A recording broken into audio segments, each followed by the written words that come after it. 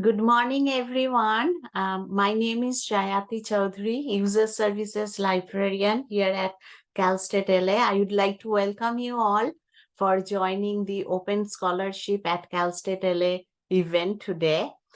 Before I begin, I would like to read the land acknowledgement that was passed by the Academic Senate. With great respect, Cal State L.A. acknowledges the Tonga people as the traditional caretakers of Tovangar, the Tonga world, including the Los Angeles Basin, South Channel Islands, San Gabriel and Pomona valleys, and portions of Orange, San Bernardino, Riverside counties. Cal State L.A. is located within these lands. As an institution located on unceded Tonga land, we pay our respects to the ancestors, elders, and our relatives and relations, past, present, and emerging. Consistent with our values of community and diversity, we have a responsibility to acknowledge and make visible the university's relationship to Native peoples. By offering this land acknowledgement, we affirm indigenous sovereignty and will work to hold Cal State L.A. more accountable to the needs of American Indian peoples. Thank you all again for attending the Unlock Scholarship event. International Open Access Week is a global event and is an opportunity for open access advocates to encourage their communities to teach them about the potential benefits of open access, to share what they have learned with colleagues, and to help inspire wider participation in helping to make open access a new norm in scholarship and in research. This year's International Open Access Week theme encourages a candid conversation about which approaches to open scholarship prioritize the best interest of the public and the academic community and which do not. So on behalf of the University Libraries Open Access Committee, I would like to welcome you all, and I would like to introduce you with the members of the University Libraries Open Access Committee for putting together this mini conference. So I'm Jayati again, the coordinator of this committee, and we have Jennifer Masunaga, Humanities Librarian, and we have Sherry Fu, our Engineering, Computer Science and Technology Librarian on this committee. Also, I'd like to express my sincere gratefulness to Kelsey Brown, Communication Strategist and Event Coordinator. Without Kelsey's help, it would have been really hard to organize this event. Lastly, I would like to express my thankfulness to our Dean Carlos Rodriguez for his support and leadership. Thank you all. Now I'm going to introduce our first speaker, Marla Papers, our Associate Dean at the University Library. She's been with us at Cal State L.A. Library for 15 years. Thank you, Marla.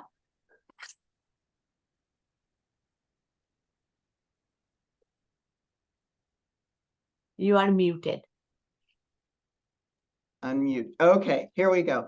Thank you so much, Jayati, for the introduction. I sincerely appreciate it. Good morning, everyone. As Jayati said, I'm Marla Peppers, the Associate Dean of the Cal State L.A. University Library, and I wish to welcome you to Unlock Scholarship at Cal State L.A.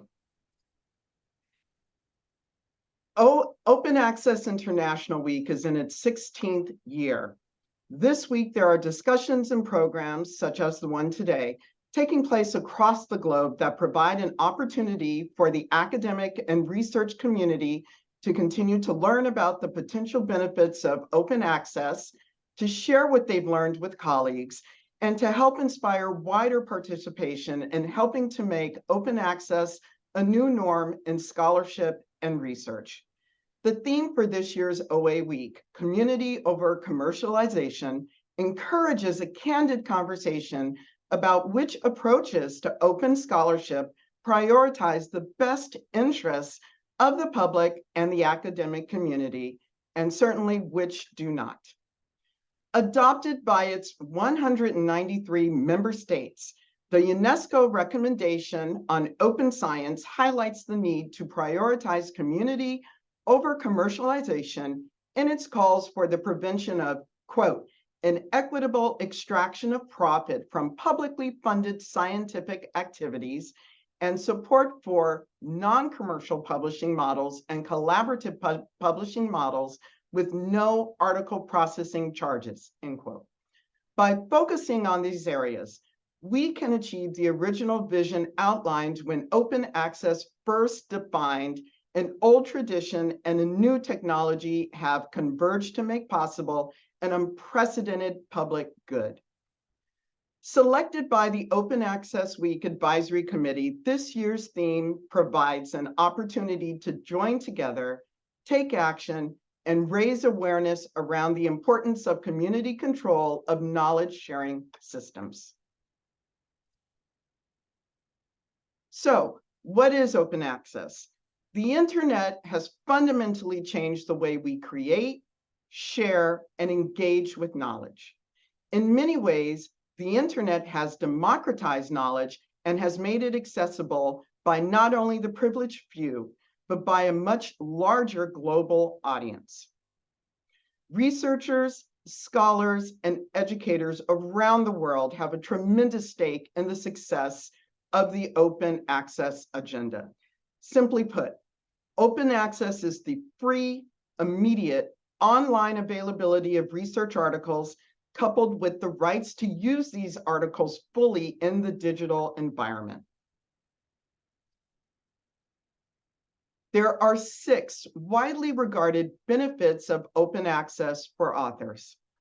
Increased citation and usage. Studies have shown that OA articles are viewed and cited more often than articles behind a paywall.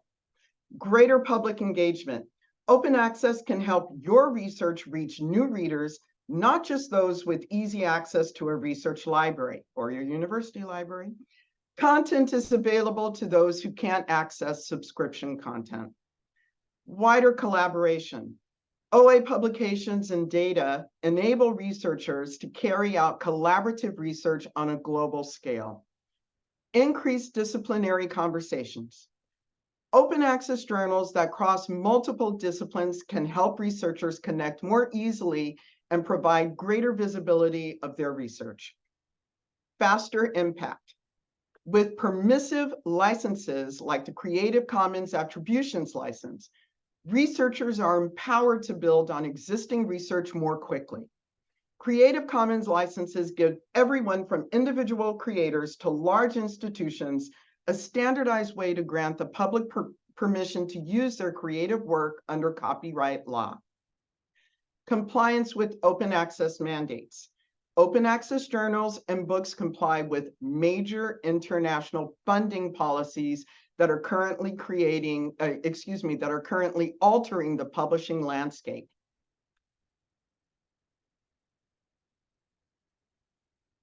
So, given the current state of open access, when I prepared for this presentation, I found that there are currently 20,032 open access journals as listed by the Directory of OA Journals, and roughly 5,900 repositories listed by the Directory of Open Access Repositories.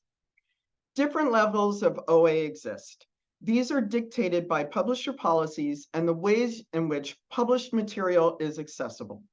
It does not always mean that the work is in the public domain. In many cases, open access means the work has been assigned a license by its copyright holder, granting permissions for others to reproduce and redistribute their work. Gold OA, Gold Open Access, refers to publications that are immediately 100% free and accessible to all.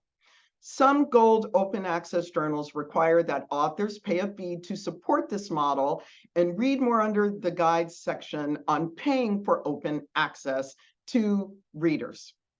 Green Open Access refers to publications that are available as preprints or final peer-reviewed manuscripts, hosted in an institutional or subject repository, but the copyright of the final published manuscript may belong to the publisher.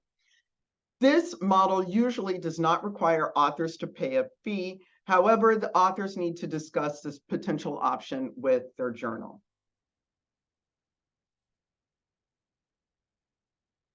Finally, I wish to share current CSU, Cal State University system-wide, Cal State L.A., and nationally recognized initiatives in support of open access. The Academic Senate of the CSU unanimously passed the resolution in support of faculty publication rights with a green open access policy for the California State University system in 2019, March of 2019. The CSU Institutional Repository, which my colleague from the CO will address later, David Walker, the CSU Institutional Repository scholarship from the California State University system on a shared open platform. This has also been established. The Cal State L.A. Open Access Author Fund. The university library provides a maximum award of $1,500 to faculty who publish in entirely open access journals. Please consult with my colleague Jayati Chaudhuri on the OA Author Fund details. SCORE, the Scholarly Communication Open Resources e-Learning Fund, funded by the California State University System's Affordable Learning Solutions monies and the Cal State L.A. University Library. The university library provides $750 per instructor per semester and is designed to increase awareness about the open educational resources, OER for short, and make education more affordable for all Cal State LA students. This program is intended to encourage faculty to use zero-cost course materials and open educational resources for their classes. Again, please consult with my colleague Jayati further on SCORE funding details. And finally, SPARC, the Scholarly Publishing and Academic Resources Coalition, whose core mission evolves around advancing access, open data, and open education. Once again, this is a national, global initiative that SPARC has embarked on. And with that, thank you so much for this opportunity to welcome you this morning. I wish to transition to my colleagues, Jayati Chaudhuri and Jennifer Masunaga, who will present on identifying predatory journals. Thank you. So I'm going to stop sharing.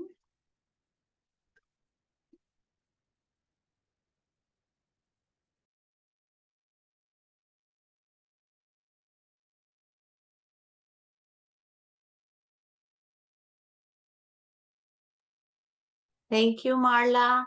Is there any questions for Marla or in general?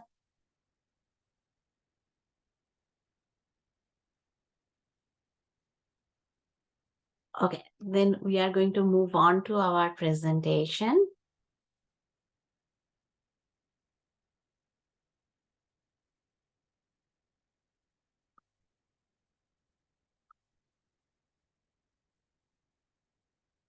Can you all see my screen? Okay.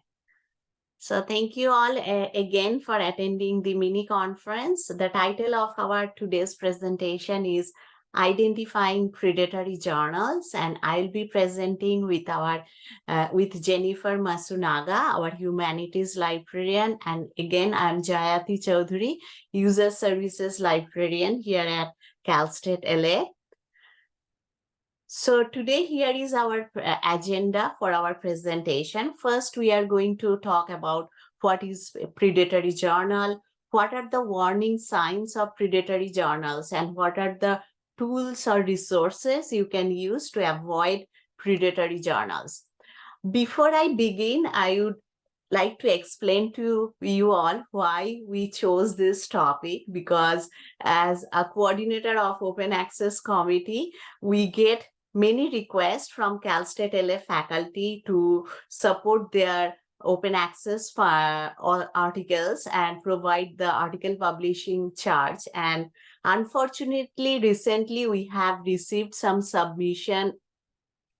When we started searching for those journals, we found out some of those journals were predatory. So we felt very bad because we see our role as supporting our faculty, but because we only try to accept journals listed in, as Marla mentioned, directory of open access journals page. So we had to unfortunately decline some of the faculty requests for open access author fund.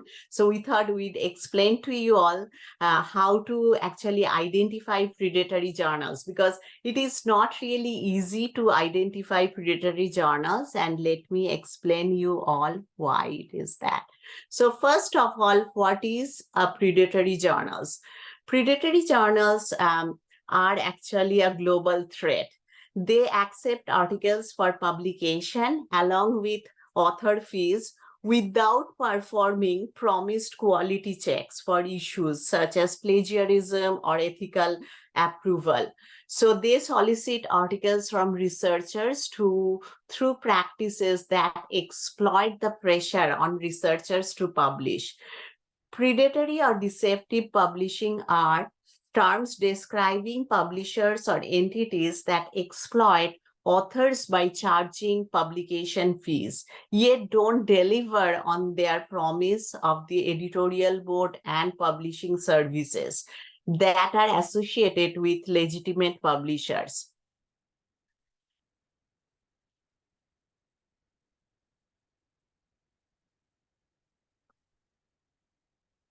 Now, how are predatory journals different than open access journals? And this is really tricky because both predatory journals are open and open access journals are open access, but predatory journals provides false and misleading information.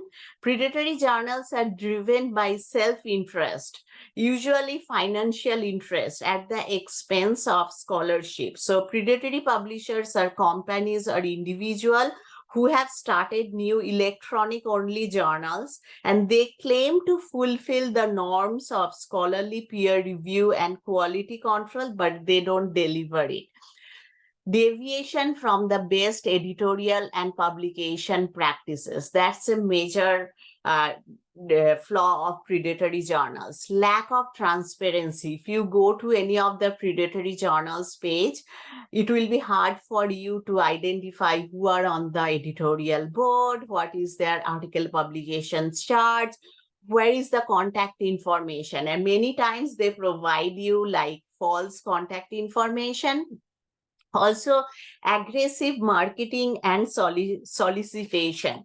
I'm sure all of us have received emails from different unknown and new publishers that please submit your articles to our journals or attend our conference. So now with our experience, we know these are predatory publishers, but when you are new to this field, it is very tempting, particularly with the tenure pressure that we all go through. Predatory publishers are not generally affiliated to any professional organization or university publication. And it can be tough to distinguish a predatory journal from a journal that is under-resourced, because many times university publications are under-resourced, but they are not predatory publishers because they are affiliated with university publication, or sometimes most of the reputable journals are affiliated with professional organizations. You cannot also find any journal ranking for predatory publishers. On the other hand, open access publications are transparent with their contact information. So when you go to different open access journals page, you will find their editorial board information, contact information very easily. And I just want to emphasize that there are many good open access publishers and they follow best practices including the ethics statement, article retraction policy, copyright information, copyright clearance, what is their Creative Commons license agreement they are following. So all that information you can find very easily from open access, good open access publishers. Also, good open access journals are listed in directory of open access journals page and other journal analytics services. That's why before funding our Cal State L.A. faculty, authors or staff or students, we like to go through, check that if the requested journal is available in directory of open access journals page. Now, why do authors publish in a predatory journals? Honestly, we as an author, we don't want to publish in predatory journal, but it can happen if the author is new to the field, unfamiliar with the journal's field, and new to research and publishing, and also feels pressure to publish. Honestly, when you are going through the tenure process, you are under pressure, and it's very tempting when you suddenly get an email that, oh, please submit your article to our journal and we promise you that we are going to publish it within 2 weeks or within a month. So that's tempting. So it is very important for us to distinguish between predatory publisher and open access publisher. And here are some reasons why we should avoid predatory publishers. As I mentioned earlier, the work will include like a second-rate peer review, and work could disappear if the publisher goes out of business, because many predatory publishers are new in this field and they are in this academic field to earn money, to get some financial benefit. So one day they can be here in business, but within 1 or 2 years, they can be out of the business and our work can disappear at all, totally. Now, predatory journals are not usually indexed in academic databases. So that's another disadvantage of publishing in predatory journals, because even though they are open access, they are not indexed in academic databases, that thus decreasing the readership and impact of our work. Also, many times predatory journals may serve as an outlet for plagiarized material or fabricated result. And for that, the journal's bad reputation may be extended to the authors, their institution, or even the entire field of discipline.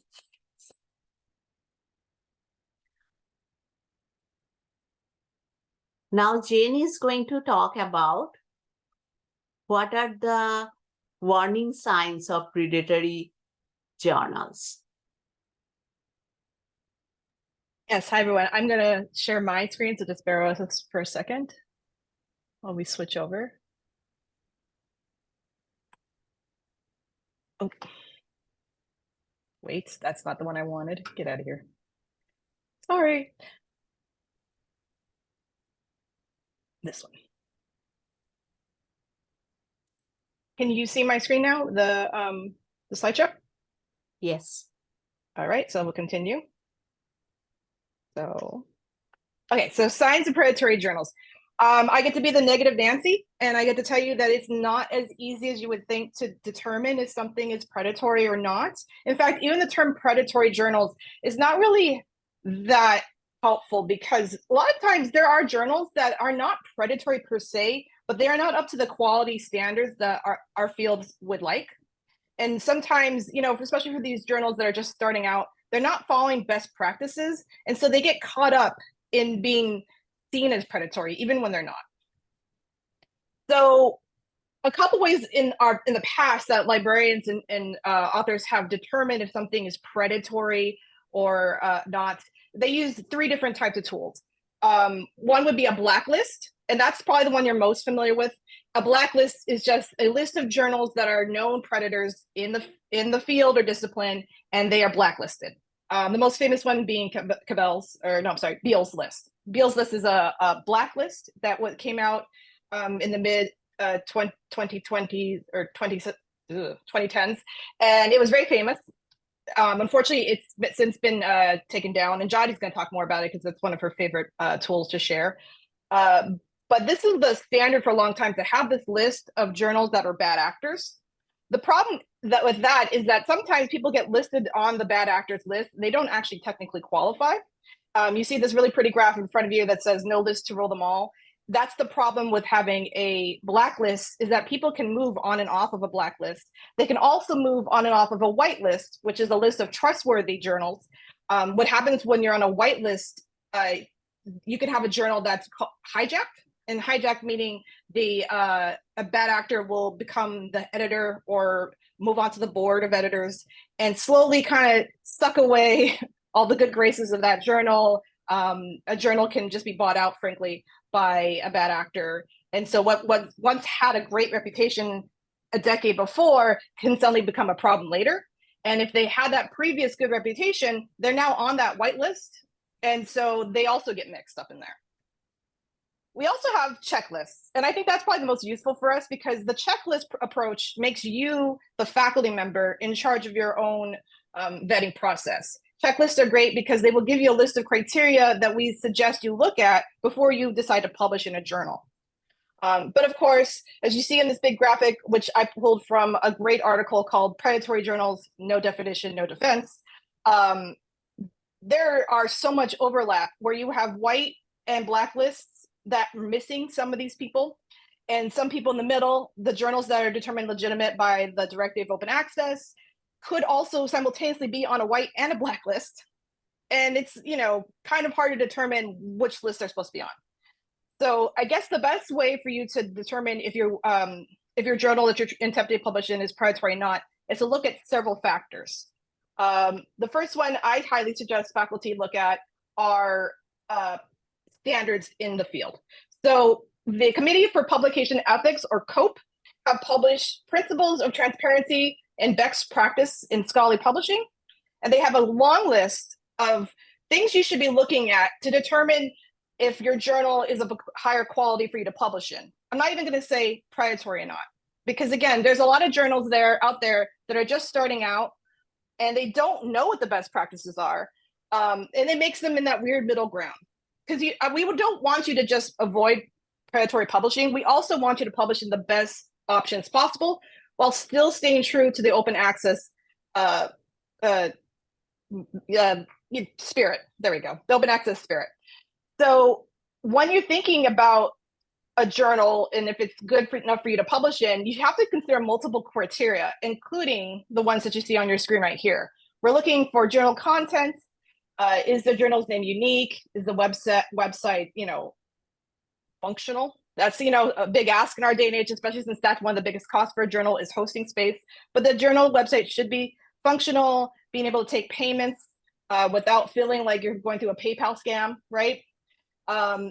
You need to also have journals that spell out what their copyright terms are.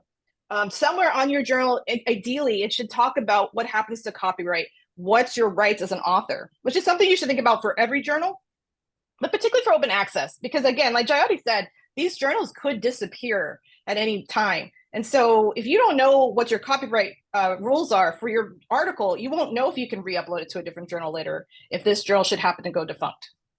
Archiving, also a huge issue. Like, how do they plan on storing their articles long-term? And I guarantee you a lot of journals aren't thinking like this. This is something that all of us kind of forget, but it's something that should be spelled out, or at least have a conversation about when you decide to publish. And speaking of contact, you should be able to contact someone fairly easily, even if they're in a different time zone. There should be some way of verifying if this person is a real person. And then one of the other big ones I think we run into a lot is like little minor tweaks, like what is their policy if they have to have a retraction? Like, what are they going to do if an article needs to be changed in some capacity? Like, what is their policy? Somewhere they should have an idea of what they want to do when that happens.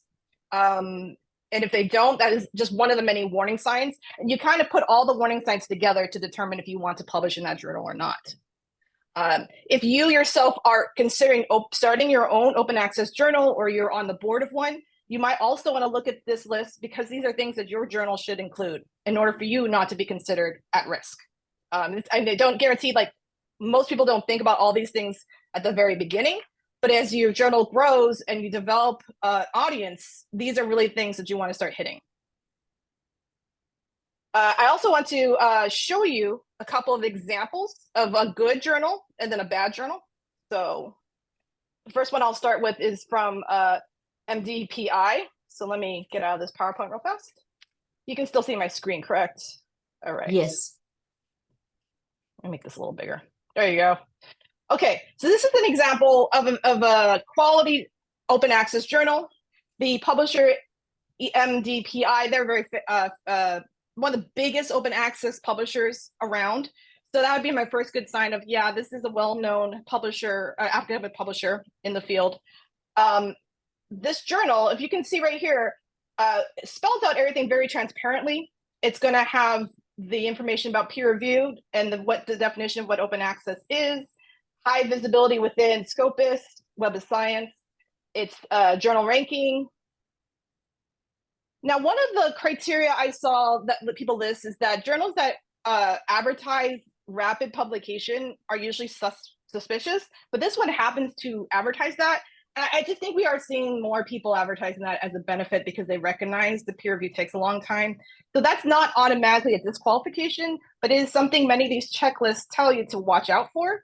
But I want to come in and say, again, it's a checklist. It's just because one thing checks it off doesn't mean it's automatically rejected from your list of consideration, because this is a legitimate journal. It's in the directory of open access.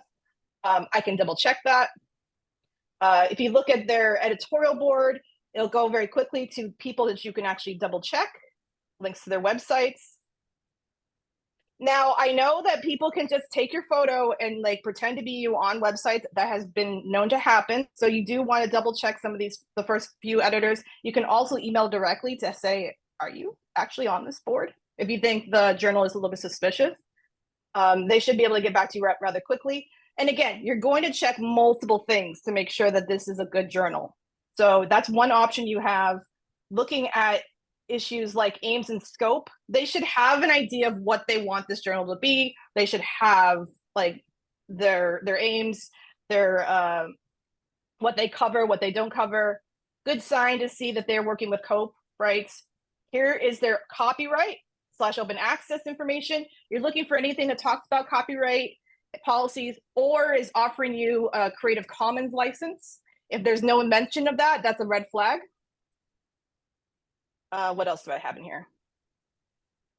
The article processing charge, they should be transparent about how much this is going to cost you and how they accept payments. As you can see right here, payment instruction goes to one thing. Don't necessarily worry if it's offshores, because a lot of these journals are international. Also, don't worry as much if multiple editors are not from the United States. Again, a lot of open access journals are international. That's not a red flag for me. What is important for me is that they're going to tell you multiple ways that you can pay. There's an FAQ. They really spell out everything that they want to show you. Okay? Any questions so far? Might be some in chat. Jayati, is there anything in chat? No. Okay, great. No. Okay, so that's an example of a good journal. Now I'm going to show you in the same field, the Open Journal of Acoustics. Now, a lot of the checklists are going to talk about, you know, the way the website looks, and there are some obvious fakers that right away you can dismiss when their website's broken or when the links go to nowhere. This is a great example of a very good bad predatory journal, because the website looks a lot like MDPI's. They're purposely aping what they do. They know the checklist, so they're going to add the things that you're supposed to be looking for. For example, they have the HI index or their journal rankings. And that was one of the things we said, you know, if they don't have a journal ranking, that's a suspicious marker. And these people claim to do so. The only reason why I know that this is a bad actor is when you go a little deeper. And it's just like how we tell our students, you have to dig deeper into the research to get good articles. You yourself also have to like dig beyond the superficial, because this at first glance looks exactly like a good actor. If you look over down to their H5 ranking, first of all, this is very long. When you start to read what they're saying, they have all these great numbers, looks fabulous. But if you read, they're saying they don't have the journal ranking because they're not in the journal citation reports. You can go directly to Cabell's or to Directory of Open Access, and they are not listed.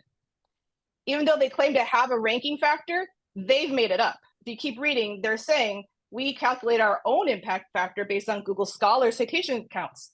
They also claim to say that all their, like half of their hits are coming directly from Google Scholar.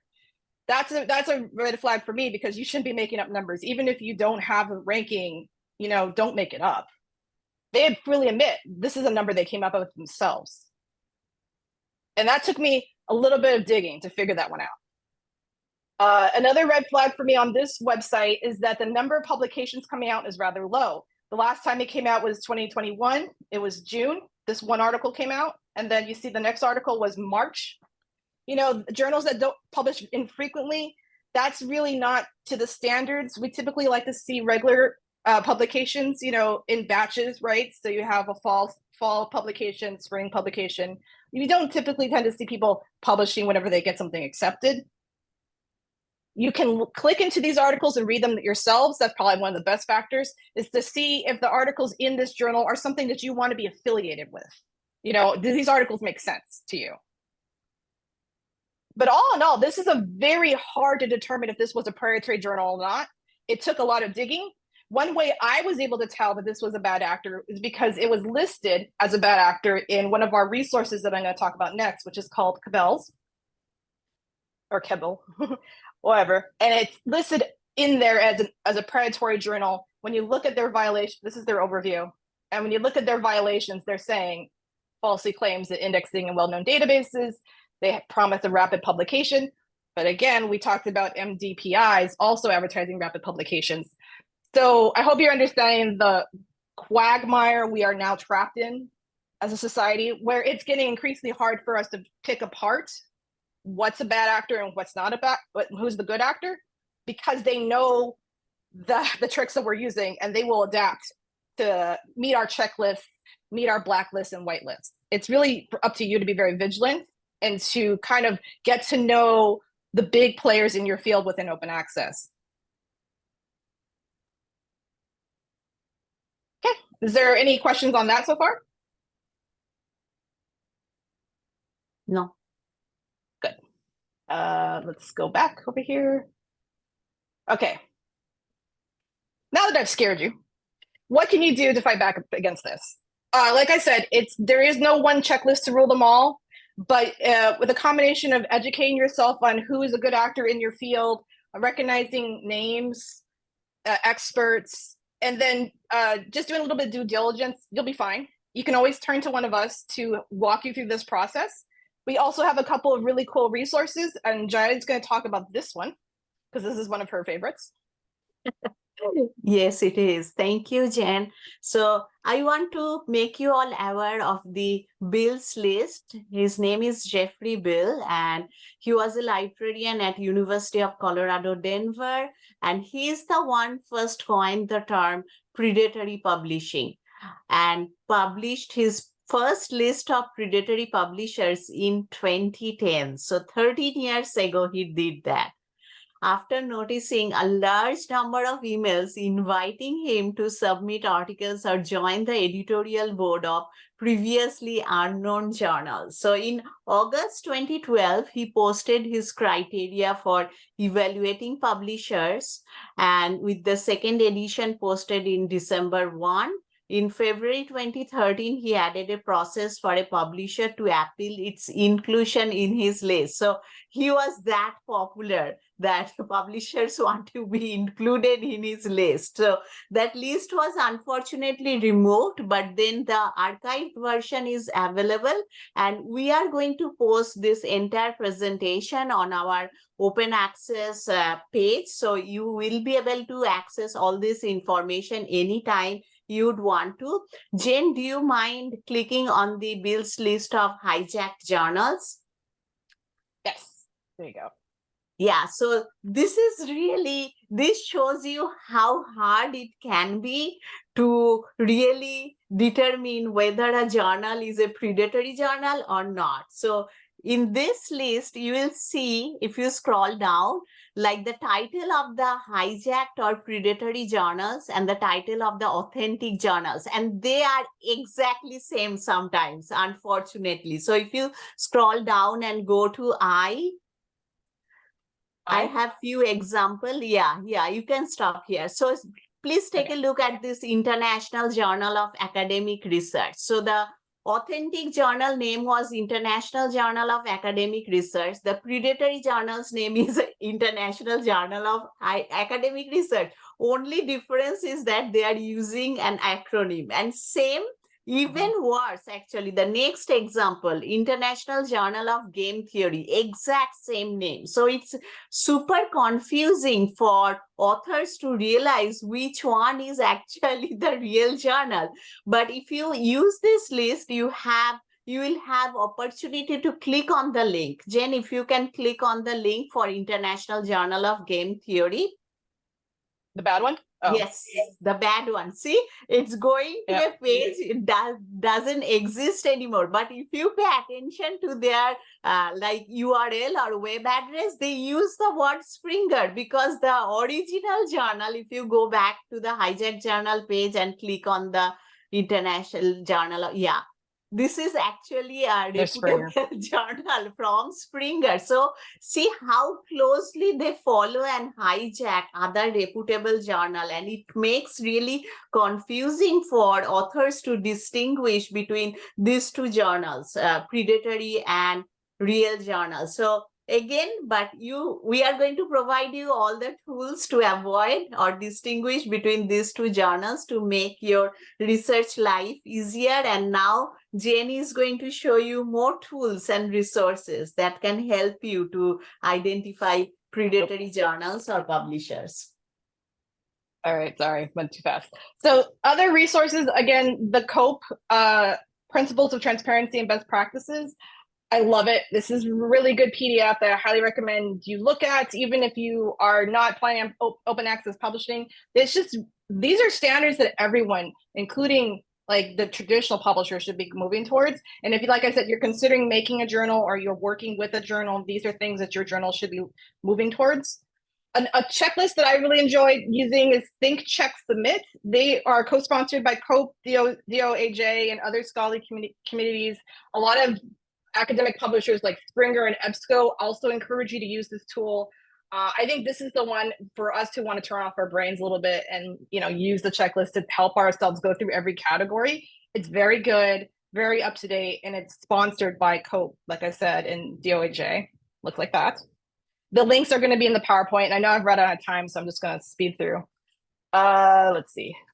Obviously, DOAJ, we talked about this a lot. That's what it looks like when you open it up. It's going to tell you the publication fees, right? It's going to tell you the best practices, things like how they're using open access, what's their copyright, what's their retraction policies. Cabell's is the one I used earlier. So this is a paid-for subscription that the university has purchased. So please use it so we can continue to get it next year. It looks like, I guess I can open it. Journal Analytics looks like this. You can search for your journal. It's going to tell you all the verified versus the predatory, and also really, really helpful information. Not all journals are going to be in here, right? They're going to miss some of those. Like I said, there's not one list to rule them all, but I do like the rather easy way of searching for journals. It will look like this. When they're predatory, they'll have a little violation. And also just do keep in mind, something could have been flagged as predatory in a different decade and then has since cleaned its act or learned how to be a good actor in the space. Predatory, again, it's not the best term because there's some people that genuinely want to do a good journal but don't have the experience or the knowledge to do so. So you may see people move in and off of this list, and that's okay. Ultimately, the best practice, if you're really unsure, is to just send the journal to your colleagues and to the librarians.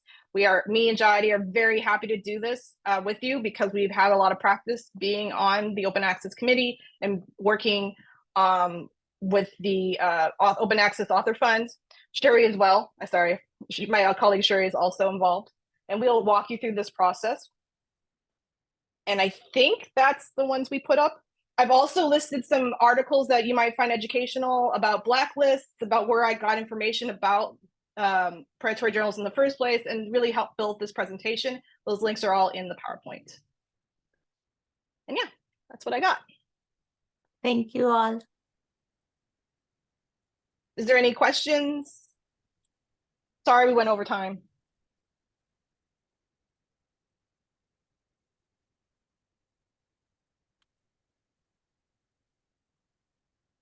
Do we just ask Okay, the well, questions out loud? Oh. Yes, go for it. Yeah, question. Maybe this is a dumb question, but I just don't understand what's the point of predatory journals? Like, do they get like money off of, like, I'm just confused about like why they exist in general. There's lots of reasons. First off, like I said, sometimes they're not really meaning to be predatory. They're just brand new journals that are new to the space and don't know the policies and practices. And they get wrapped up in the bad actor label. Sometimes they are bad actors and they just are trying to scam you. And those are the really obvious ones where they're sending out emails like, publish in my journal, Professor so-and-so, and they don't even use your right name. Because those are scams that are coming from overseas. They know that they can get easy money in preying on faculty who are desperate to publish for tenure.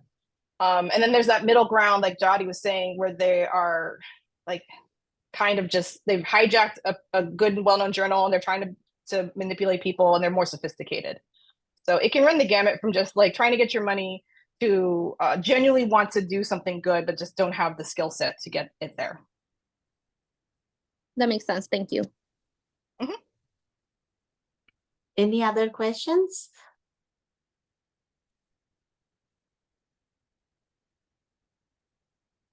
Yes.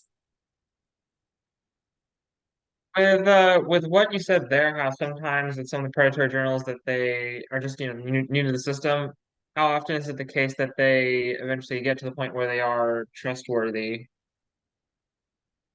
I'd say it's happening more and more often because this is still a newish push that we are seeing people figure out what the standards just came out like a couple years ago.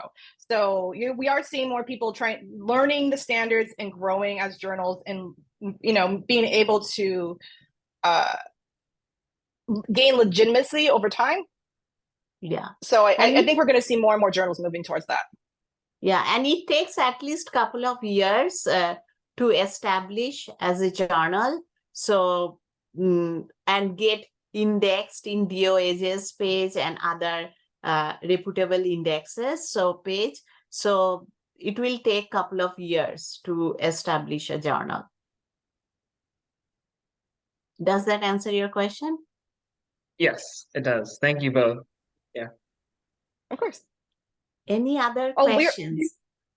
I should also say we're happy to do this again for your colleagues, or I am at least. Like, I can come into your departments and talk about this in detail. We can focus on journals in your field.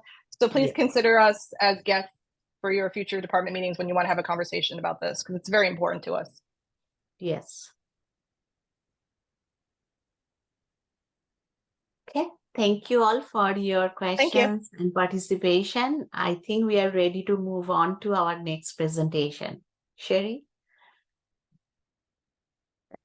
Hello, everyone. It's my pleasure to introduce David Walker. He's the Director of System-Wide Digital Library Services at the Chancellor's Office. David's career in the CSU began at Cal State San Marcos, where he was a web development librarian. He eventually moved to the Chancellor's Office, where he spearheaded an adoption of shared library services platform and the discovery system for the entire CSU. So if you've used our current OneSearch discovery system at the library and found an item, know that David and many other library folks from across the CSU made it possible. Currently, he manages the development and implementation of a system-wide institutional repository and digital library platform using the Samsara open source digital repository framework. So I'll hand it over to David. Thanks, Sherry, and good morning, everybody. I'm going to bring up my desktop here because I'm going to share a few things. Hopefully you all can see that. Okay, so Marla mentioned this at the top of the of the event that we have a system-wide institutional repository called ScholarWorks. So I just want to give you kind of a brief overview of the system and the project and why you might want to actually deposit some of your open access journals, articles, and other research into ScholarWorks. Oops. So ScholarWorks is what libraries refer to as an institutional repository.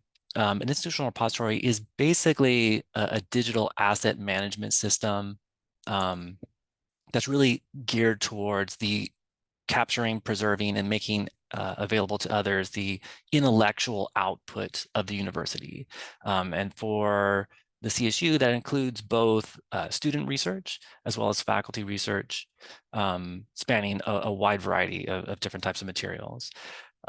This system-wide repository grew out of the Council of Library Deans strategic plan in 2005 and has been in place since 2006, 2007. About 20 campuses use it in whole or in part. So a few have their own local repositories, but the vast majority of CSU campuses are using, including Los Angeles, use ScholarWorks as their main institutional repository. The technology has changed a bit over the years. As you imagine, we're coming up on almost 20 years of this project. We currently use, as Sherry mentioned, a technology stack referred to as Samvera. It's an open source technology stack. We've been talking about open access throughout this whole presentation, but throughout this whole event. But a lot of libraries run open source systems as well. So what that means essentially is that we don't pay any money. We don't license software to host these materials.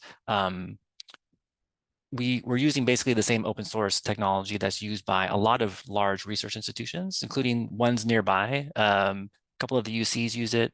A lot of large R1 institutions like Northwestern, Princeton, as well as a wide variety of institutions overseas, including the British Library, use Samvera, this technology, for developing institutional repositories and other types of digital collection systems. So in addition to being open source, it's free to any CSU campus. It doesn't cost Cal State L.A. anything because we have implemented it and host it here at the Chancellor's Office, but not actually in the Chancellor's Office. We host it with Amazon Web Services. So it's a cloud hosted system that's paid for and managed by the Chancellor's Office.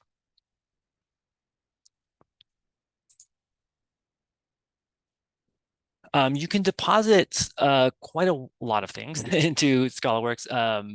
Much of the repository is actually theses and dissertations, which is really not the focus of today's event, but Cal State L.A. has a lot of electronic theses and dissertations in ScholarWorks, as do pretty much every other CSU campus. But you can upload articles, preprints, even postprints if they're open access, or if the journal copyright allows you to deposit the article into an institutional repository. But other types of white papers, other types of gray literature, conference presentations, reports. We do have a growing collection of open educational resources and a spattering of data sets in the system. There's a wide variety of formats that we can support. Much of what is in there is PDF or other types of textual documents. We do index the full text of every text document. So as you search through the repository, you can actually search the full text of journal articles. But we also support images, audio, video, and Excel spreadsheets. Pretty much you can upload almost anything, but the more common formats will have better display in the system. Let me just kind of show it to you here. So this is the address. I'll pop this into the chat as well.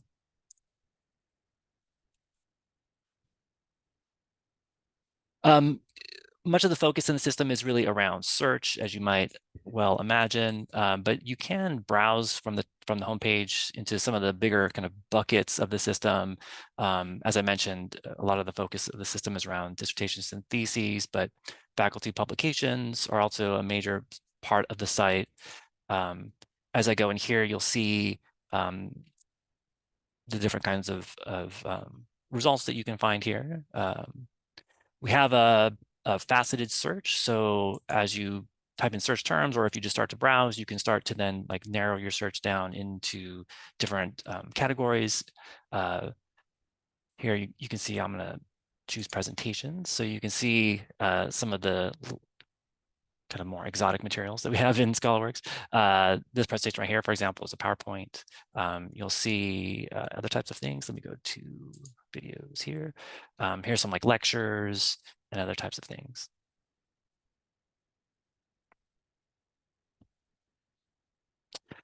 Much of what is in here are articles, although we do have also whole journal issues. So in addition to having this platform where faculty and students can upload their research output, we also use it to preserve journals that are actually published in the CSU, open access journals that are published in the CSU.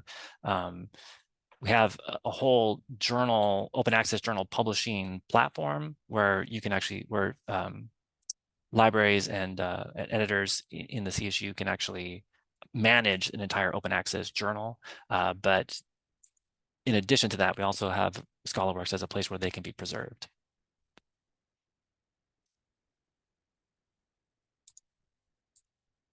Let me just do just a quick search in here, just so you can see like the search.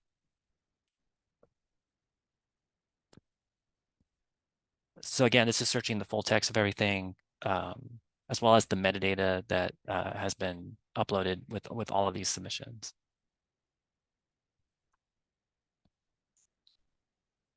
Okay.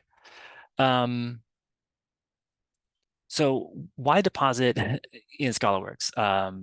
Marla actually mentioned some of this in the opening presentation, but uploading your scholarship into an open access institutional repository is going to provide greater reach and impact of research. I've kind of been showing you how you might navigate the site by browsing or searching, but a lot of the traffic that comes to our site, a lot of the downloads in particular from our site are coming from folks who are searching through Google or Google Scholar. All of the materials that are in ScholarWorks are also harvested and made available into our OneSearch, our CSU OneSearch library discovery tool. So students, faculty, staff at other CSUs will be, when they're searching just in general to do research in the CSU library systems, they're going to come across ScholarWorks there as well. And in general, I think this is a great way to expand not only the impact of your research, but to expand the visibility of the CSU, the visibility of Cal State L.A. We do take preservation very seriously. This is going to be probably less important if you're uploading, like, say, a preprint of a journal article, because you'll have the actual journal article in the journal itself as an additional copy. But for our theses, for some of our unique materials, but again, for everything that goes into ScholarWorks, we provide a permanent URL. We store multiple digital copies so that we have multiple backups of everything that goes in there. And we do have a process for forward compatibility as older formats become obsolete. PDF is a pretty stable format. So if you're uploading a PDF of a document, that's probably gonna last for a long time. But if you're uploading like a Word document, it might become out of date at some point.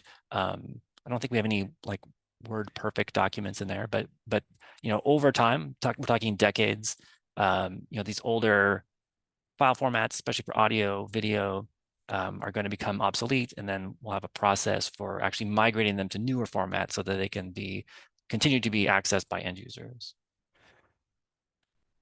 I won't focus on the technical details too much. I did just come back from a conference in Philadelphia for this Samvera technology stack. And so I have the technology on my brain. But just to kind of point out, whenever you deposit any file into ScholarWorks, you know, we're going to have the file that's available for people to use, to download, but we, you know, running it through a number of processes to make sure that we have versioning on those files, that the files don't become corrupt. So you don't often think about this, but like, you know, hard drives fail, including the hard drives for servers fail.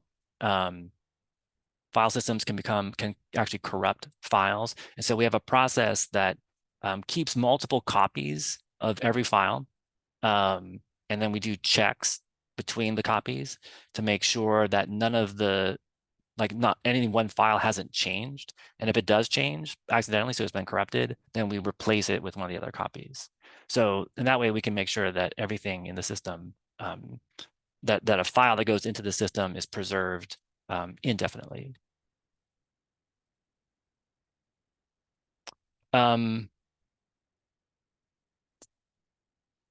You can, before I get to just the things we're working on, you can upload into the system. Sorry, I'm trying to bring up the right browser here.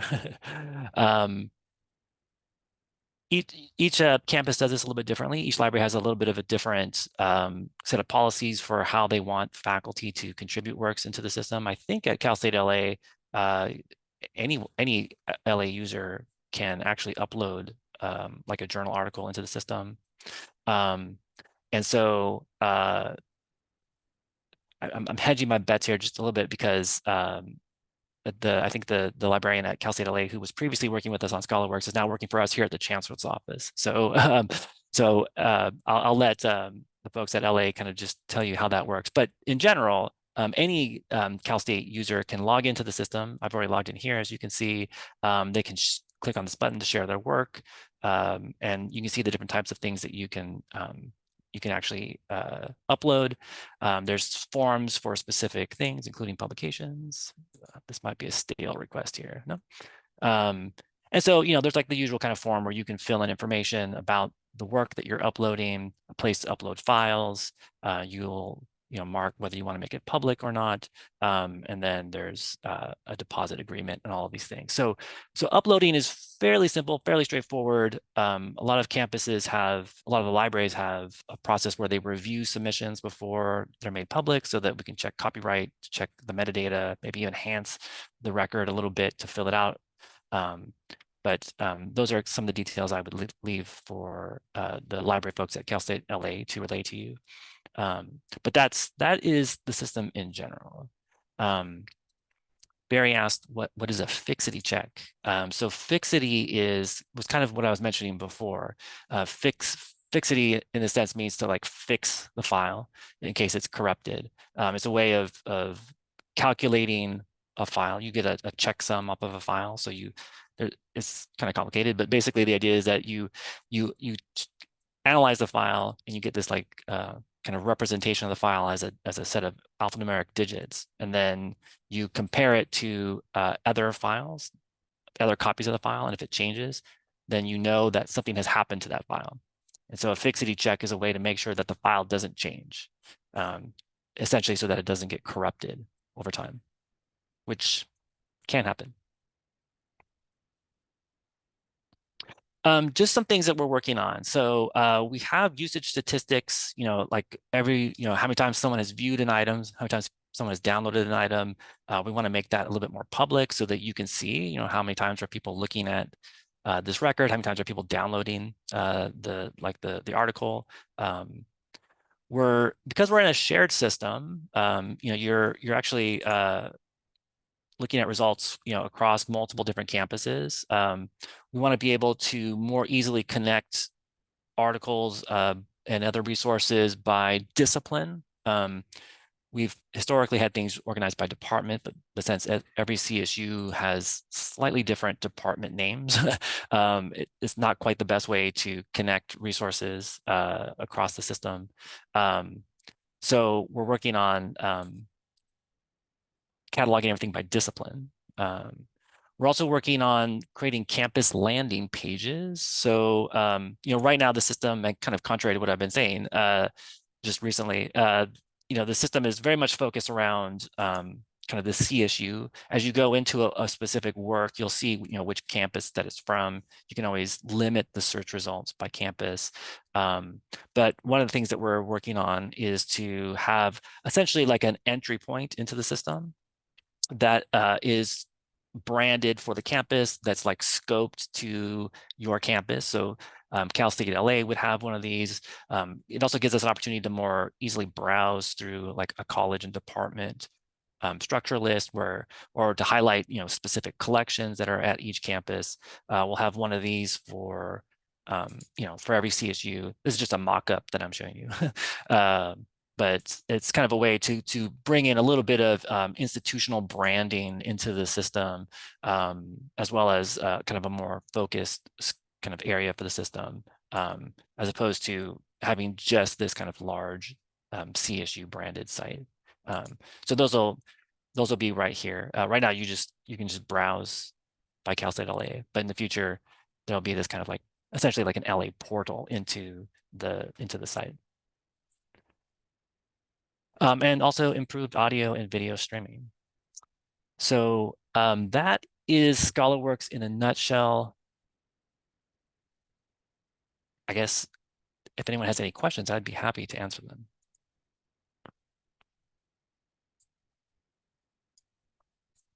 I had a question. Do those articles go through peer review processes? So yeah, so this is really at the end of your process, right? So if you are if you're submitting your article into like a peer reviewed journal, it's after the article has been accepted, after like either right before it's been published or maybe after it's been published, you'll have the ability, depending on the journal's policies, to take that article and then deposit a copy of it, either your manuscript, so not the final version, but it could be the final version depending on what the journal allows. You can then take that copy and upload it into ScholarWorks. So in that way, it's ScholarWorks isn't really determining like how the file got there. It's just the final kind of storage preservation place where you put the article when you're done. And at a lot of campuses, the library will also actively be seeking out faculty and helping them deposit into the system for that reason. That makes sense. Thank you. Yeah, thanks for the question. Can I ask a question? Oh, sorry. Yeah. Just a quick question. So I've gone to ScholarWorks before, and it doesn't seem to make a distinction between theses and dissertations. I know we're predominantly undergrad with some grad.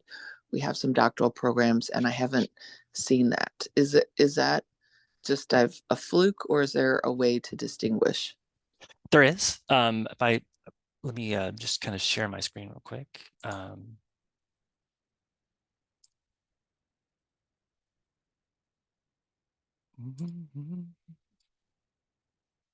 So this was just the last one that I left off at. You'll see that there's in the resource types, there's master's theses, there's dissertations here.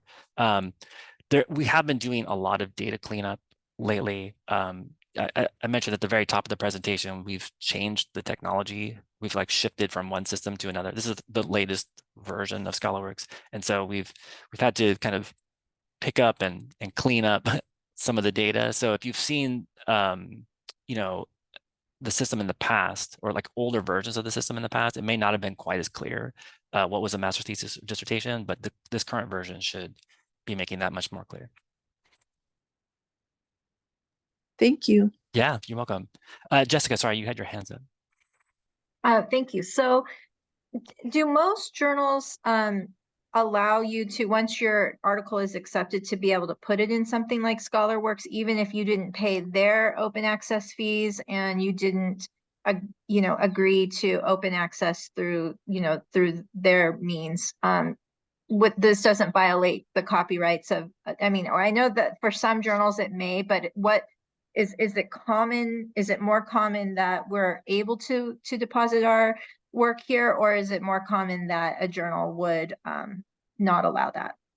I don't know the exact numbers. The last statistic I saw was that I think about 2/3 of journals will allow at least green open access publishing, which is like, like it's not the final version of the article. It's like usually just the manuscript, kind of the preprint version can be uploaded. So there's quite a few. You can even, I believe, even if a journal doesn't allow that, you can sometimes negotiate that. And there's some resources out there, which I don't have handy, apologies, where you can add like that as a condition to be able to publish it.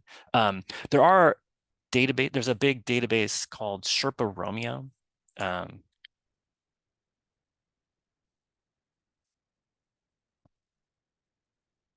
Actually based out of the UK. This actually will list, maybe it's actually some of the other resources that were shared earlier will also do this, but this one is kind of the definitive database that we look at. Thank you, Sherry.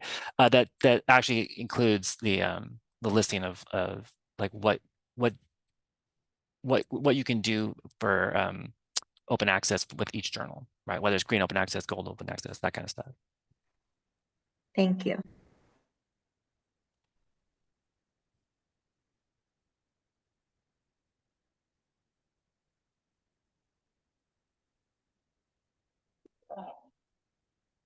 I'm just gonna check the chat. Okay, I think that's all the questions. So thank you all again. Thank you. And I'm gonna turn this back over to Jessica maybe, or Jayati. Either one. Do you want Thank you, to? David. Sherry, are you there? Yes. Hi all. Yeah, I put some links in the chat, and one of them is for Sherpa Romeo, and the other one is just kind of a guide for all the open access efforts at Cal State LA. So if you have questions, that might be a good place to start. And it also has information about how to upload. So there's lots of links. It's like our central clearinghouse for open access.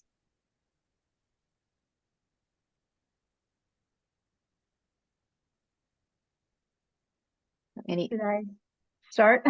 Yeah, go ahead. Sorry. Okay, well, thank you so much. I guess I am next. I'm going to go ahead and share my screen.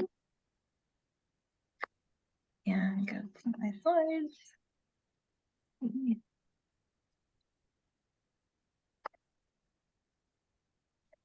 So everybody, thank you for being here. This next section we're hoping is going to be a little bit more of a discussion. I am Jessica Dennis. I am the chair of Child and Family Studies, and I am also presenting with Jayati Chaudhuri. We are members of the Open Access Task Force. The Open Access Task Force is a group that has been sort of created by the Senate Exec Committee. And I think it was in the spring of this year, the Senate Exec kind of pulled members of the different standing committees and then subcommittees that were relevant so that we can create a policy at Cal State LA around open access. And so these are members. You can see we have people from Student Policy Committee, Educational Policy Committee. I'm representing the Faculty Policy Committee with Sharon Ulanoff. We have, Jayati's Library Subcommittee. So yeah, we have and we also have the RORAC committee, the Resuming On-Campus Research Activities. So we've tried to have members from all of the standing committees.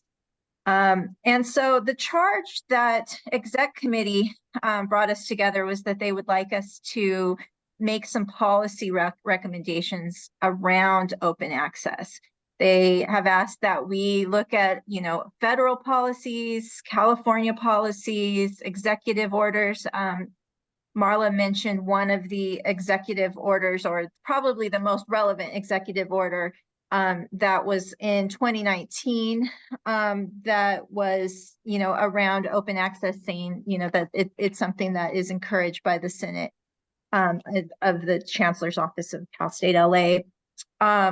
as well as, and that was a resolution.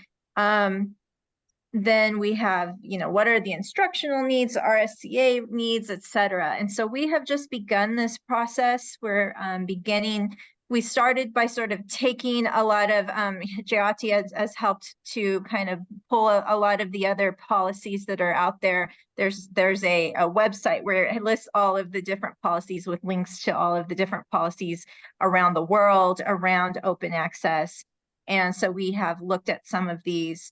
And so we're just starting to collect some of this information, think about this, and starting to create our own policy. But we thought that this mini conference today would be a great opportunity to hear from the faculty. Before we get too far, we would like to hear from you as to what are some of your thoughts on the matter and some of the concerns that you might have. As we've heard today, open access really is about freely available digital online information, specifically scholarly literature. And so, it's the policies that we have been looking at have been very specific to covering scholarly literature articles usually. And so, and some of the issues around making these free of charge, making our work that is published, has gone through peer review, available to people in an open way. And so we have especially looked at the East Bay policy. That is one of our sister campuses. It's as far as we know, it's I think the only CSU so far that has developed a policy around this. The UC also has a policy, and they have a nice website that goes into these. I'm going to just show you really quickly so you have an idea of what exactly these policies. This is the policy we're looking at to probably guide us in developing our policy here at Cal State L.A. Let's see. Yeah, so the East Bay policy specifically, covers the idea that East Bay is committed to disseminating the work and making scholarship as widely available as possible. It talks a little bit about, grant license and limitations and scope so that, faculty can understand, what are the limits, as well as the fact that they can waive out of this, and that there may be embargoes with the journals that they're using, and they may not be able to. It also specifies, how would the deposit of articles be made, and that the library in particular would be responsible for helping to implement this policy and support faculty who are trying to deposit their articles. And so, we would probably be looking at something similar to this on our campus. And then if we look at for example, the UC policy, theirs is also similar, where it focuses mostly on scholarship, and and they have this sort of like all of these FAQs where you can understand, okay, what's covered, who's covered, when do you have to do this, what are waivers, etc. So this is really helpful because it really breaks down in a way that's useful for faculty. They even have sort of a spreadsheet where you can see, like a flow sheet where you can see, okay, when I'm accepted, how would I go about depositing all of my information here? And so, a flow chart, that it's a lot of helpful things that we could also do. I know that on our campus, we do have a web page about ScholarWorks and how to use ScholarWorks, but at this point, most of us are not using ScholarWorks on our campus. You could see there were only like 3 articles at Cal State L.A. that have been published or that have been put onto ScholarWorks. There's definitely more theses and dissertations, but not necessarily our scholarly work. And so, so we feel that it would be helpful to create a policy.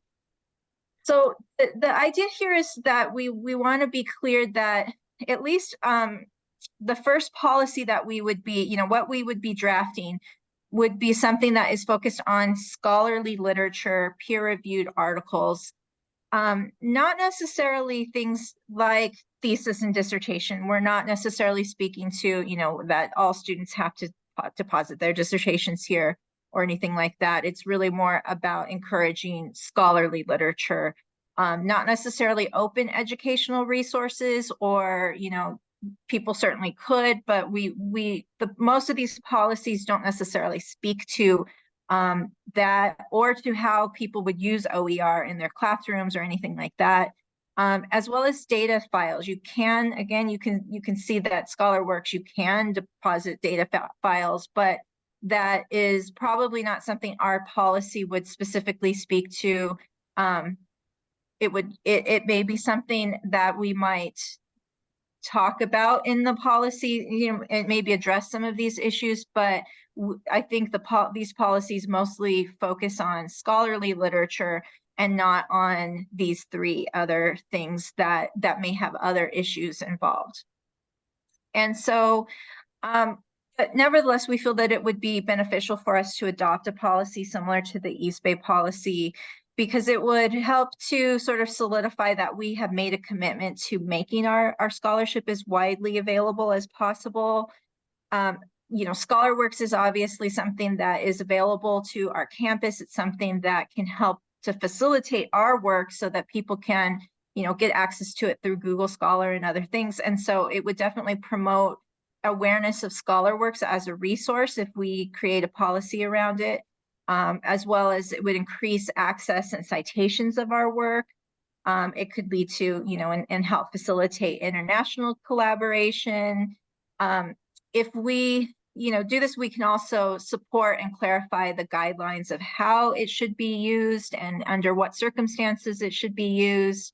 It can also give us an opportunity to sort of define and make sure that we're protecting faculty rights, that, you have the right to do this, but not that you have to do this. But, so we feel that there would definitely be some benefits to developing a policy.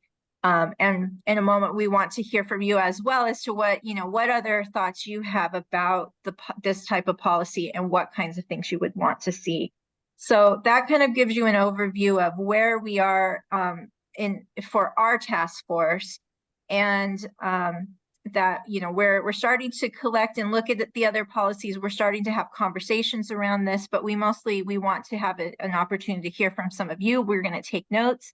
And of course, this will also help to guide our discussion in our task force around this. So my first question is, and feel free to, unmute yourself or raise your hand, as well as if you want to, put it in the chat. We will also record the chat if you feel more comfortable with that. But, we wanted to hear, what is your perception of open access in your field? Is it something that we know that some fields are very supportive and encouraging of it, and some fields are not very, they don't like open access journals, or there's sort of a skeptical eye around open access.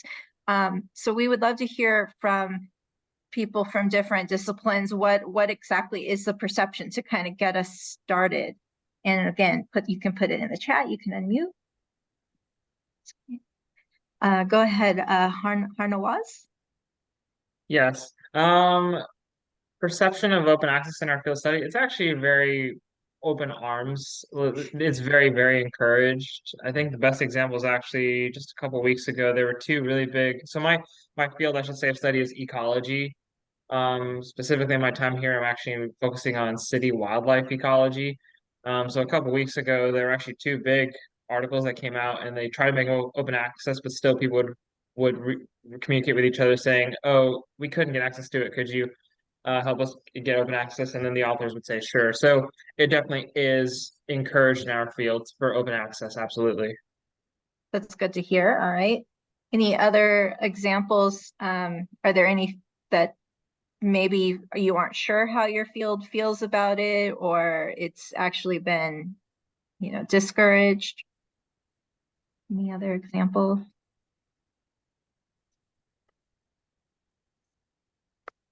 My field is psychology and child development. I would say it's also encouraged. It's increasingly, and I think that more and more people would, want to, at least, especially through their journals, try to pay the journal fees so that you can get, that you can make your articles as widely available as possible. So I think it is definitely something that is encouraged in our field. We want to, we know that some of the international scholars, some of them may not have the libraries that we have, where they can get access to as many articles. And so this would be a great way that we can allow some of our colleagues in other countries to be able to get access to our work. So yes, I wanted to say Hinsuk's a member of our task force. And so go ahead, Hinsuk. Yeah, I'm a microbiologist and I'm in the Department of Biology. And then when I went to the professional conference for my study area, we had some sort of discussion about, encouraging the publication to the open access journals so that we have a better dissemination and accessibility. Because, past when we were looking for a journal to use as a reference for our grant proposal or for publication, if those articles are not open to public, then we just directly contact the author through some sort of like personal relationship to get the copy of it. And then we realize that it's a huge, issues among the scientific community. So it's not kind of mutual agreement. I would say that, they tends to more seeking for the open access journal so that it's better for my own perspective, so that I can get more citation by other peer members. And also other peer members can get access to the journal without, bothering people around. So I think it's a kind of like mutually agreed process nowadays in my area. Yeah, that's good to hear. And we see in the chat, someone said education is interdisciplinary, so it varies. I think there are differences as well. Some folks focus on impact factors while others focus on views. Yeah, and I think one of the biggest concerns, is often predatory journals and the idea that some open access journals might be predatory. So I think being able to distinguish between those, I think that presentation was really helpful and helps us to learn how we can distinguish between those. Andrew. Andrew's also a member of our task force. Hello, everybody. I'm Andrew. I'm the coordinator of the Graduate Resource Center. So I work with students who are submitting their theses and dissertations for approval. And so I kind of guide them through that process. And so I'm not a faculty member, so my kind of insight is a little bit different. But I do know that when I'm working with students, one of the biggest questions that I always get is like, what is open access? And like, why should we, care about open access, particularly from the graduate students. So I think there's just sort of a need for more education or maybe just connecting graduate students to the resources that we do have here in the library about open access, because I do feel that many of our students are very much excited about sharing their scholarship, making their scholarship more accessible. A lot of our students are really sort of, kind of thinking about just inclusion and diversity and equity in scholarship and in research. And I think, open access is one way that students are able to kind of highlight the work that they're doing with their faculty. And so I think the perception that I get from students is that they just maybe need to learn about it a little bit more, have more opportunities to engage with the topic of open access, so that when they do become, faculty members in their disciplines, or when they do go on to their, research careers, they have a stronger sense of the value of open access. Yes, thank you. And I think that it's a great point, is that students often wonder about this. And so I think the more that we can have these conversations, the better we'll be at helping to support students as well as, our own work. So my next question, I guess, would be, let's see the next one. So are you interested in making your work available in OA formats? Have some of you, one of the things that was discussed that Marla brought up was that we have the funds available that we do have, at Cal State L.A. We have the OA Author Fund, and Jayati has been sort of facilitating that. It's limited, so that there's only a certain amount that we, and if more people were interested in this, then we would probably run out of funds. But that's why ScholarWorks is another opportunity that you can still make your work available, but you don't necessarily have to pay the fees of the journal to do that, if possible. But are some of you interested? Have some of you done it before? What is the interest, I guess, amongst those of us who are here? Any examples? Anyone have experience publishing open access? Let's see, we have one last point, but is there any way to work on allowing students to keep their emails? Will that help with access? And I believe that, and hopefully Jayati, she raised her hand, she can explain this a little bit more, but if somebody deposits using ScholarWorks, they're still able to access this, even if they're not a CSU student or faculty. This is something that is available to anybody. If we put it up on ScholarWorks, then anybody can access it. So even when they no longer have access to their Cal State LA email. Is that correct, David and Jayati? Yes. Great. Go ahead, Jayati. Yes, I just want to add that from my experience working with Open Access Author Fund, we get requests from faculty from all disciplines from Cal State LA, and MDPI is the top open access publishers where our Cal State LA faculty publish a lot. We have also Frontiers and Taylor and Francis, Wiley Open. So our faculty publish in different open access publishers, and every year our fund get exhausted before time. So you have more applications than Yes. than we are able to. Yes. And have you also told some of them if there's no more funds left, have you told them about ScholarWorks as an alternative? Not yet, because ScholarWorks, it depends. It means we need to also offer workshop for faculty and students on ScholarWorks, how to submit it. And we do have that information. So yes, faculty can find that information from our open access page.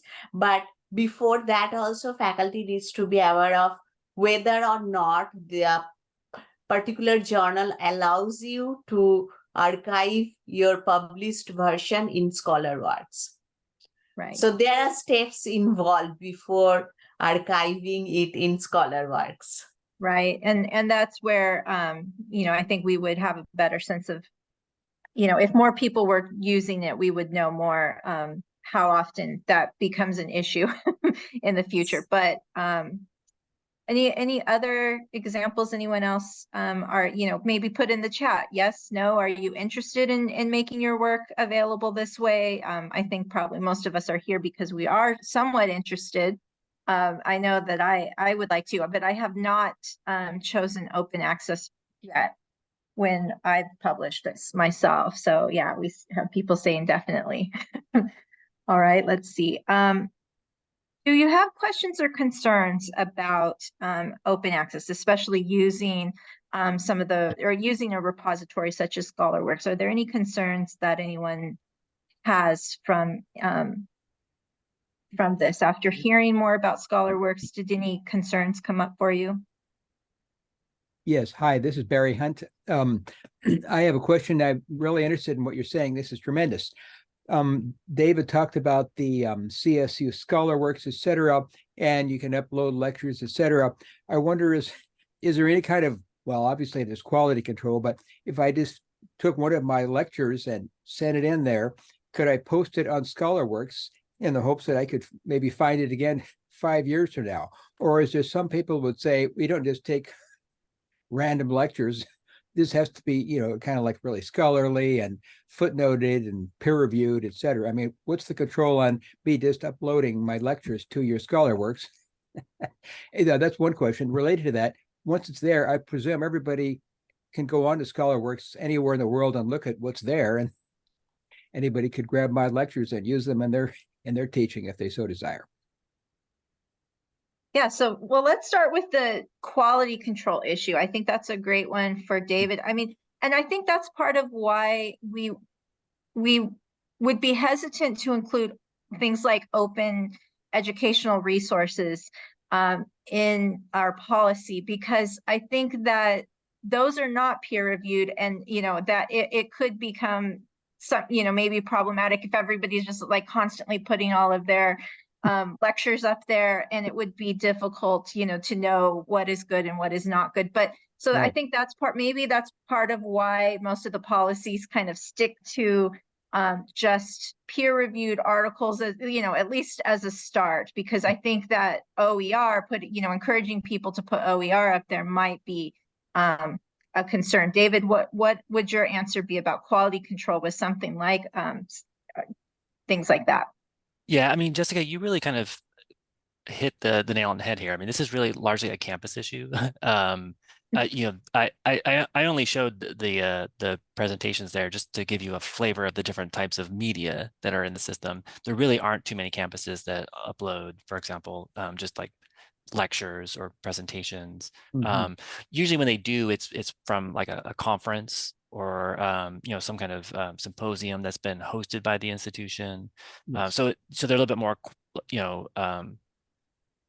scholarly, I guess, in that sense. In fact, there are some, they don't even have to necessarily be Cal State authors. San Diego State recently uploaded a whole big array of conference presentations, written like, conference proceedings, essentially, for some type of physics symposium that they hosted, where most of the authors are actually not from San Diego State.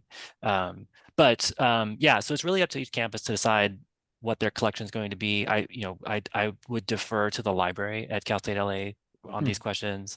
I'm kind of the technical guy, just hosting the system. Thank you. And so then at this point, then, Jayati, if somebody were to just, start putting all their lectures up there, would that be declined? Or, what would the library do at this point? We are yet to develop a policy in regards to that, but also I want to add that you can control the access. So you can archive something in ScholarWorks and you can make it not visible to the world. So that is another option too. Oh. Okay, so that's a possibility. But if you do make it accessible to everybody, then, that leads to Barry's next question, which is, then everybody can access it. Are there any concern? One person in discussing at my department meeting this issue ahead of this said, well, what about issues of AI? Is this,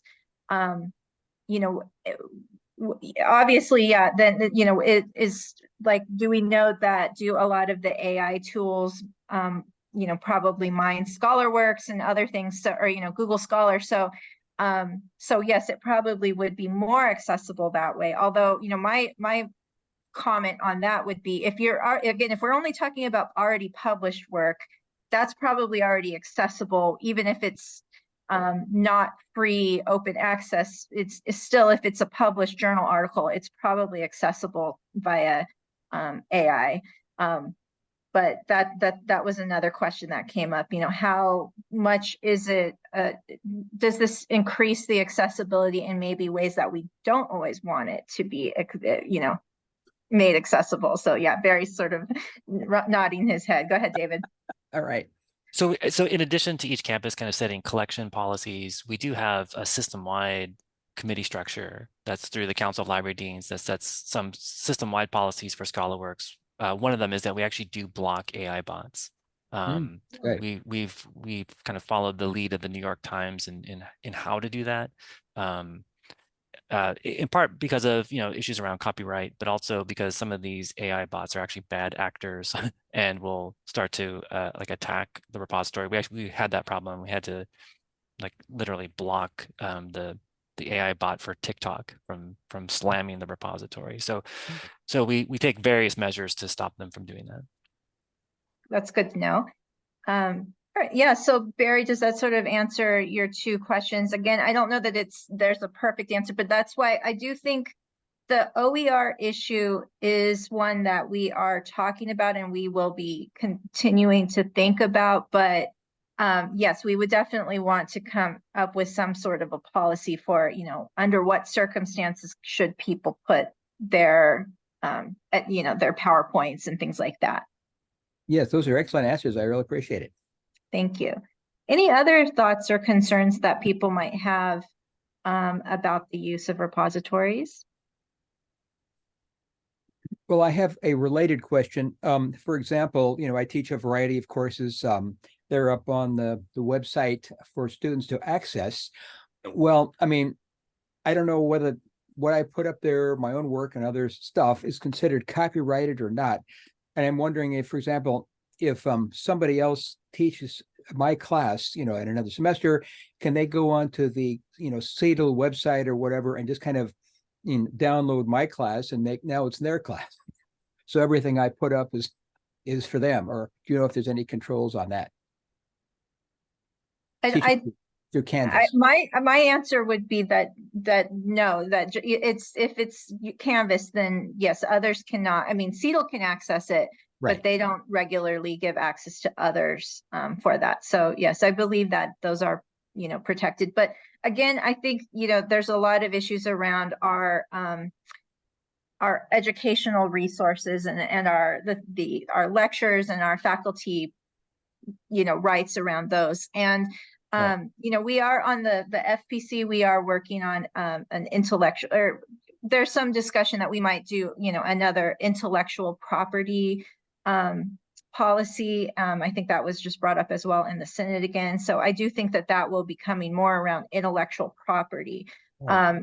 And faculty rights around that. But this is specifically, sort of encouraging people to put things up versus, what are the rights. But I think that's a good point to make. So intellectual property. All right. Any other concerns that people have? Okay, one of our next question is, do you think it's important to develop a policy? I listed some of the reasons why I think it would be helpful. Does anyone have other suggestions as to why this is needed? Or maybe you could put in the chat, yes, no, it's not something that you are concerned about, or do you, it would be nice to see, do people support the development of the policy? See, we have some thank yous. Any other any other reasons, anything that we left out as to why it's important for a policy such as this? I think bringing up the intellectual property rights is definitely a concern, that this is what we want to make sure that we really outline what are the rights of faculty, that you have the right to do this, but also that you're not pressured that you have to do this for RTP purposes, that we would make sure that we have some of those issues laid out within the policy. Any other? We needed, it seems to align well with our mission. Yes, and I think that's again why many of us chose to be on this task force. It's like, yes, this is something that is important, but we also want to make sure that we protect faculty when we're creating policies like this. Other thoughts about policy? All right. So I wanted to ask, we heard from Marla a little bit about about how the library supports open access, and how some of the other supports, specifically with the funding that is available. But as Jayati has mentioned, it's a limited amount of funding. And then we've heard from ScholarWorks about how the CSU is also, from David about how the CSU is supporting this. As well. Do you have suggestions to further incentivize faculty to make their work available, whether in open access through journals or through ScholarWorks? Is there any other suggestions on how we can make this process friendlier or I guess more easy for people? Any thoughts on that? I know, probably the main reason I have never gone through it is just feeling like, well, that's just, I already got my journal article accepted. Now I have to go and I have to, do the whatever it would take to get the funding. And it seems like it would be another step. But I don't know if others have felt, but I've never tried it. So I don't know how quick and easy the process is to be able to get access to, or, to be able to apply for the funding. And then my other concern, I think, is just, well, what if I apply for it and I get turned down and I go to the trouble and it was, it didn't really help in the first place. So I don't know if those are some of the issues around applying and red tape. Other thoughts that people might have around making it more accessible or easy? Yes, this is Barry again. I would think if this is really important to the university, the deans should be encouraged to encourage the department chairs to encourage the faculty to produce more things in an OA format and upload them to the library website. And I think many people would respond to that kind of encouragement and incentive, like almost if it's an expectation that everybody would do or make an effort to get something published in such a way. So hearing from administrators, and again, I do think having a policy, making the policy, as well as the websites and resources, more reminders out there, with those kinds of things would go a long way to encourage people. And again, if everybody's doing it, the more and more people will do it.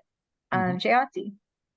Yes, I just want to add that it would also help if we have additional funding from the campus administrators, because as I mentioned earlier, every year the university libraries open access author fund get exhausted before time.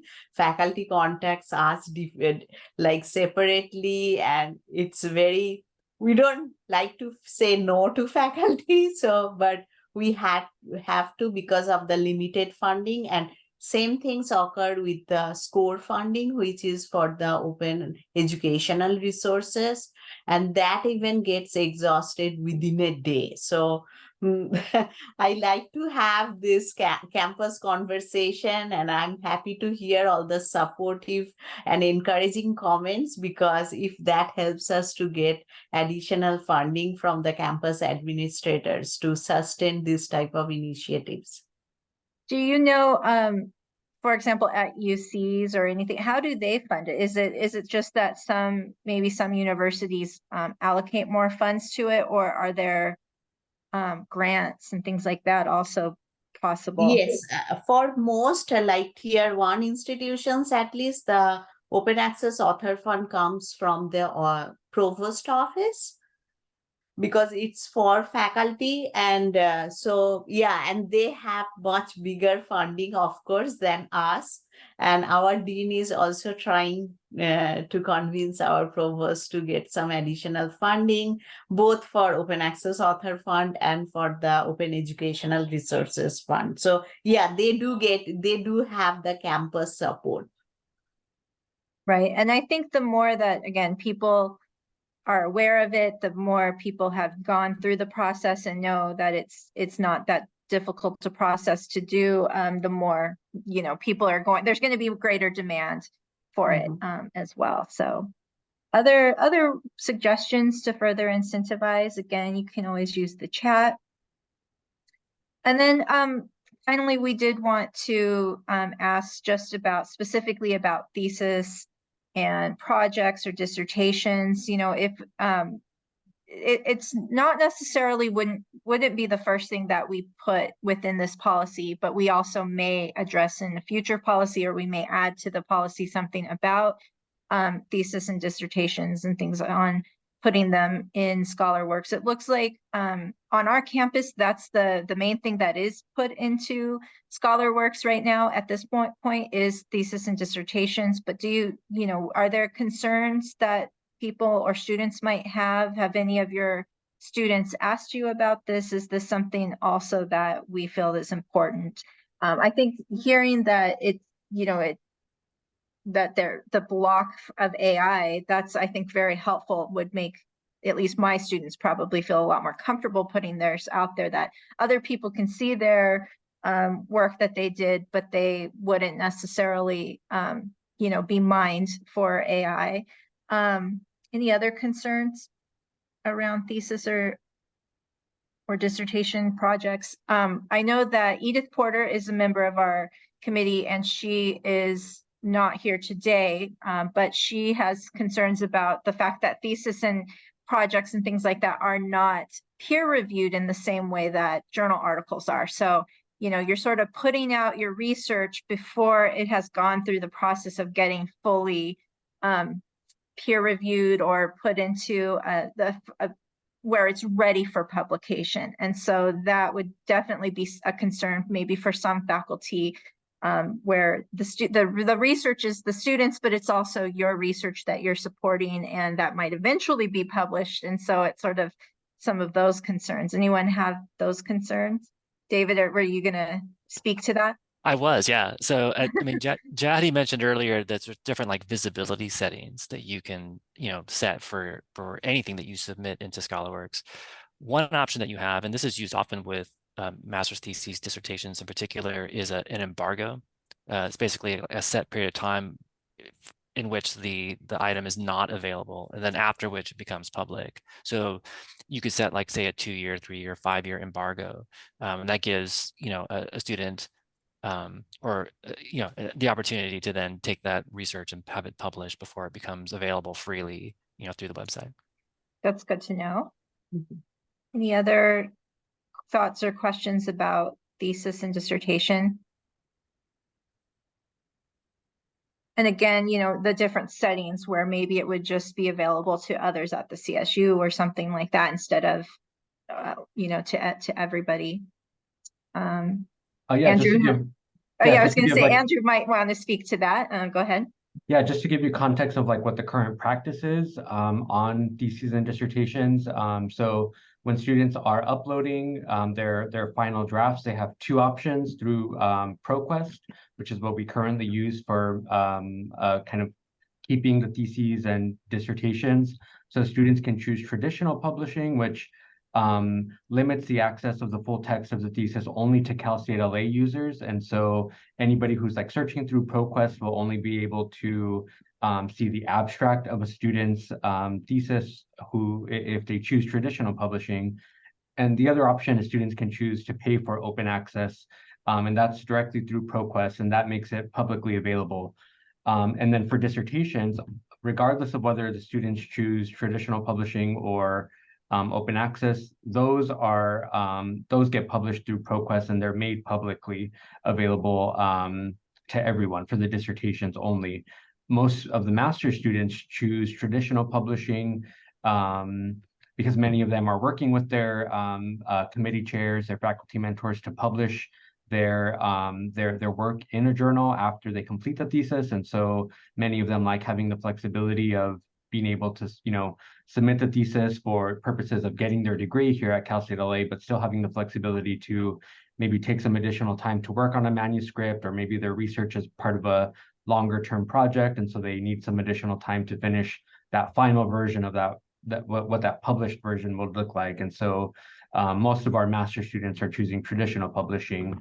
And then I think, like I mentioned earlier, I think a lot of students oftentimes want their scholarship to reach a larger audience. I was just talking with faculty in the Department of Social Work, for example, and they are working with students who are working on interventions and for care with an underserved population. And the faculty mentor was like, you know, I want my students' research to really get out there because it's an area of research that we don't have a lot of scholarship on in this area of social work. And so I think there's a lot of interest there, but again, I think there's just a little bit of confusion, a little bit of apprehension, because not everybody is an expert on open access. And so I'm appreciative of the opportunity to talk about it today. Thank you. All right, any other thoughts, questions, concerns? So we are almost at the end. We still have some time if anyone else has any other questions for any of our presenters.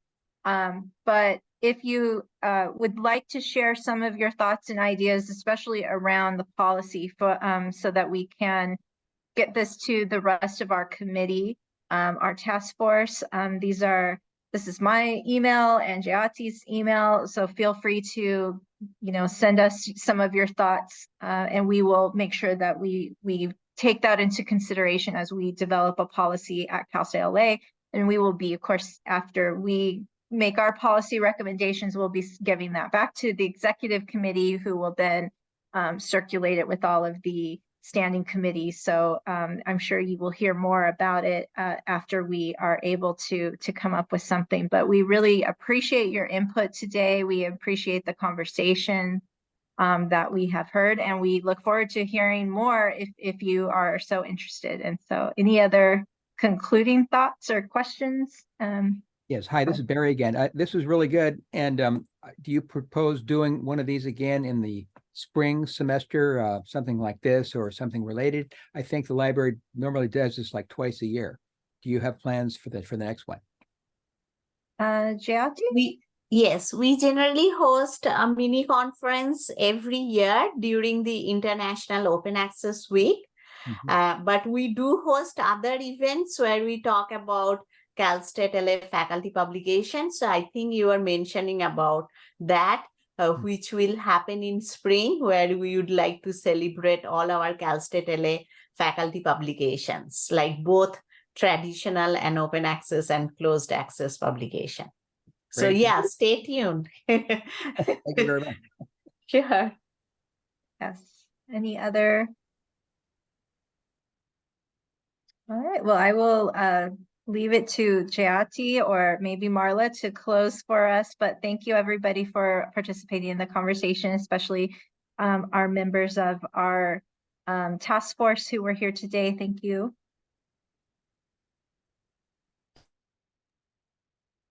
I just want to thank everyone who attended this morning's session. Just in reading the comments, I'm glad that people found it so informative. Barry, as usual, you ask a bunch of great questions. Thank you so much for your insight, most appreciated. And thank you for the opportunity to participate this morning. So Jayati. Thank you. I would like to echo what Marla said. Thank you all very much for attending and sharing your comments. Overall, I'm happy to hear all the positive feedback on open access.